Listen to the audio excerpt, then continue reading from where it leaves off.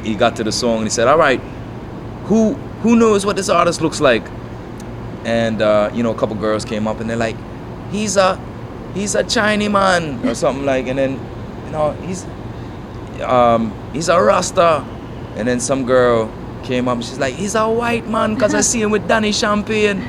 I said, oh, yo. And then he's like, all right, you want to see what he really looks like? And then he played the song, you know, the instrumental, and I came up and I did the verse, wow. and the whole place went crazy. Yeah. But then I kind of kept singing it, and you know, Jamaica, you gotta be quick, in and out. And I kept going, and then somebody, like, you know how they have the big canes, like to pull people off the stage. Watch out, boom shot. You tell him so there's a make the weight and murmur now. So this one is short shot. You can't stop. Boom shots. Boom shots. That's pretty dope. Yeah, that was your so we first met- time yeah. performing in Jamaica? Well, Okay. I did So a little you had club. had- I did a club called oh man, it's with Fancy Cat. What was the club called? Asylum. Asylum. Yep. Yeah, in New Kingston. Yeah. And we the whole night. This is my first time ever. You know, first time in Jamaica, and Fancy Cat. It was like ladies' night or something like that. I think it was Tuesday night, and Fancy Cat was the host, and he did this whole thing where he played the song "Come Around," and then he asked the crowd, you know, look, I got a free bucket of beer or whatever for whoever can tell me what this artist looks like, you know, or what race is he?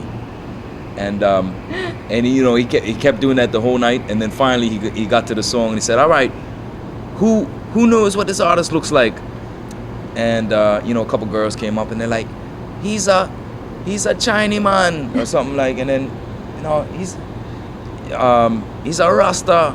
And then some girl came up and she's like, he's a white man because I see him with Danny Champagne. I said, oh, yo. And then he's like, all right, you want to see what he really looks like? And then he played the song, you know, the instrumental, and I came up and I did the verse, wow. and the whole place went Crazy. Yeah. But then I kind of kept singing it, and you know, Jamaica, you gotta be quick, in and out. And I kept going, and then somebody, like, you know how they have the big canes, like to pull people off the stage, like, well, they didn't do it to me, but like somebody was like, yo, look, come on, time's up, let's go. Keep it moving. Yeah, keep it moving. So it was baptism by fire, but it was, that was my first experience in Jamaica performing. Sounds great. Yeah. And you know, my first experience of seeing Collie Buddz was actually in Notting Hill, in Ladbroke Grove. David Grove. Rodigan was doing one of his shows, and he's often, you know, would bring out new artists that hadn't come to the country yet, or that crowd hadn't seen. That's a pretty heavy reggae infused crowd. And I remember being at the bar and your song came on. He introduced this guy.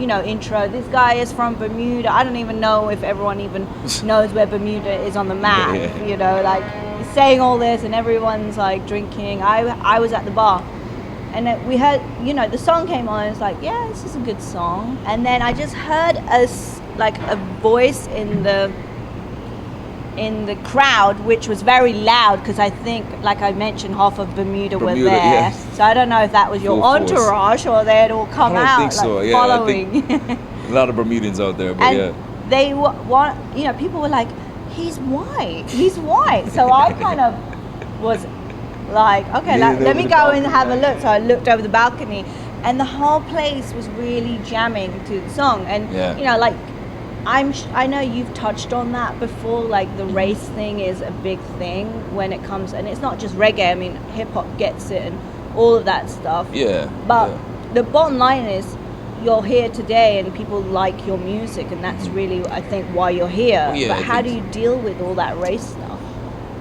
I mean, it's a lot easier now because I think the majority of people know, you know, who I am, where I come from, and that I'm white. And, you know, it's gotten easier. I mean, when I first came out, when we first did the video, I remember reading the comments and stuff. I learned not to do that nowadays. I don't even. I mean, read that, Every but, yeah. artist says that But- now. They say, I know you're not supposed to read the comments. Is Yeah, that well, real? back in the day, yeah. Well, I mean, because one bad comment will Make like, oh, you can have 1,000 good comments, and then that one bad one, you know what I mean, spoils your whole, But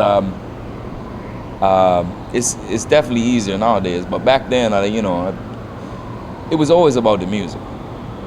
For me, anyway, I don't know why a lot of people, if it's good music, it's good music. Yeah. Who cares, And like you said, now you kind of see a whole California roots movement. I mean, you have Slightly Yep. Stupid in the Yep. mix. You've got Soulja. Soulja, yep. So Revolution, where all do that. you think reggae music is going now? Well, I think there's different categories because that to me is like a whole nother genre in itself. Right. That type of reggae music is like it's very what's the word for it?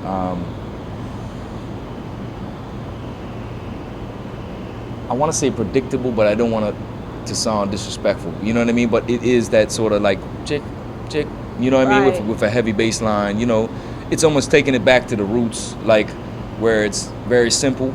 And it's a And, you know- certain type of persona or Yeah, like and the certain type of like the audience that surfer gravitate. sort of Right. surfer reggae. I don't know how to describe it, and I was new to it all before I actually. Slightly Stupid was the first band that took me on tour with them Oh wow. back in 2010, and that, big up to them because that opened the doors for me to get into that lane. Right. You know what I mean? And it just. I learned about them, Revolution, like all the bands that do that style of reggae music that I had never heard of before. I'm straight, Caribbean dancehall, reggae music, and it's cool, like to see the evolution of it all too, because now I see, artists like Soulja and then Taurus Riley on the same bill, Right.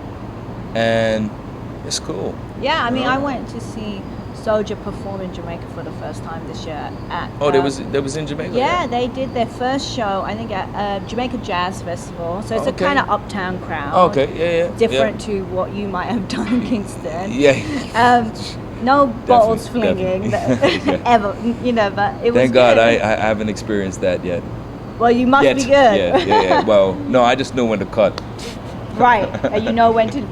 But it's their first experience, and it just shows. In Jamaica, they give the clap first. That means, okay, get off stage. Thank you, but check you people later. I haven't under- had the clap yet either, but it's like, yeah. People do underestimate the Jamaican crowd, I think, because they're one of the hardest crowds to please. Yeah, they if are, you're not they doing are. your thing right, I don't know if you ever heard about You what gotta- happened with Diana Ross. No, I didn't hear about that. Oh, she did a Sunfest or one of these big stages and was very diva-ish and didn't have anyone take her photo. Was allowed in the press pit, and then she wouldn't come forward on the stage. So a lot of people who had paid money to go and They watch couldn't it, see her. right? So Especially the VIP up the front, right? Exactly. Yeah. who pay a lot of money, I'm sure. So that didn't go down well, and I think they booed her off the stage. So Oh, I think the Jamaican crowd aren't easy, but they also No, they're definitely. they will tell you if they don't feel you. Yep. So Real quick. Yeah. Yeah. Very quick. But yeah, it's always nice to be on the same stage as legends like Barris Hammond and Barrington Levy and all those artists that I grew up listening to. I'm fans of, like, Right. you know what I mean? Like the real yeah, I mean, crooners. yeah. And that's another thing, like, about this.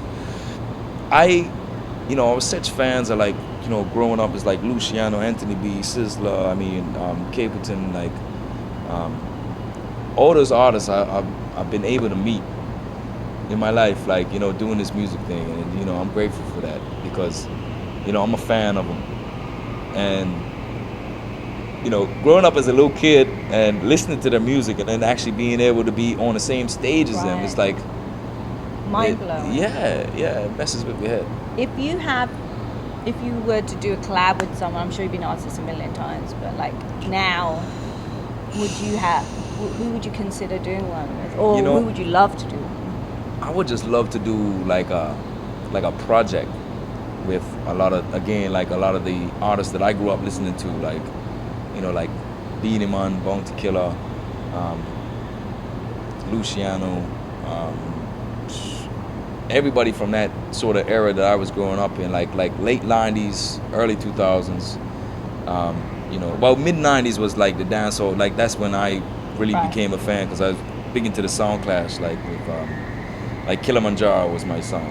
You know, with Trooper. Wow. Yeah. Well, every day after school, you go to the cassette, get the cassettes. I'm talking cassettes back in the day, like early 90s, and you look for the tape. Like they said, you know, back in the day they used to do the sound clashes where the first name would be the person that's playing, and then you'd have to get another cassette for the other side. You know what I mean? Like, so anyway, yeah, Kilimanjaro. Man, I still got a bunch of those, like Kilimanjaro Black Cat, Kilimanjaro Stone Love, all this, you know. So yeah, but I'd like to do a whole collaboration with all those artists that I was big fans of, like back in the day. That'd be fun. For me, it'd be more like a personal sort of, you know.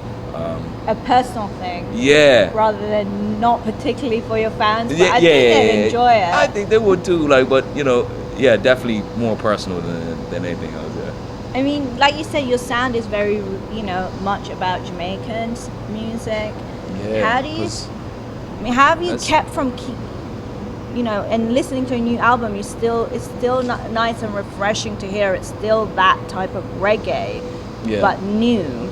How do you keep away from swaying into becoming pop? Well, I try to think. You know, we get a lot of different beats and instrumentals, and I'm like a studio junkie. I love the studio. I'll just sit in there all day and just you know, tweak things and you know, just mess around. And so we get pop rhythms. You know, I do some stuff on that too as well. But you know, this project, I just wanted to get back to what I'm comfortable with, like me as an artist. You know, this is raw, straight, you know, just vibes. You know what I mean? Reggae music. But I mean, I dabble in sort of things. You know what I mean? Yeah, you gotta step outside of your box to realize that, like, look, hey, this is what you do right here. You know, but you can step out there now and again. And I have to ask you this question, and it's kind of going back to something before we end, because everyone wanted to know about the song "Haters" and where that was inspired from. I know we touched on it and about the racing. I don't know if that was that a particular circumstance in your life, or was it just a culmination of things? Was it another artist? Yeah, no, I was at a point, because I think Come Around just come out and the video just come out, and you know, the label was kind of like, it was a bunch of stuff going on. And actually my boy, we were down in Miami doing some like I don't know, photo shoot or something like that, and he's like, yo, why don't you do a song, like, yo, because he was reading some things on YouTube, and he's like, yo, fuck all the haters, like, yo, you should do a song about that. And Super Dopes had just give me some rhythms. Wow. And so, you know, like within a couple minutes the song was done, you know. But yeah, it was just a bunch of stuff going on, and I think everybody can relate to that song, you know. And yeah, it was a bunch of things going on back then. What was that? That had to have been 2006. Damn, I'm getting old, man. He's showing your age. Jeez.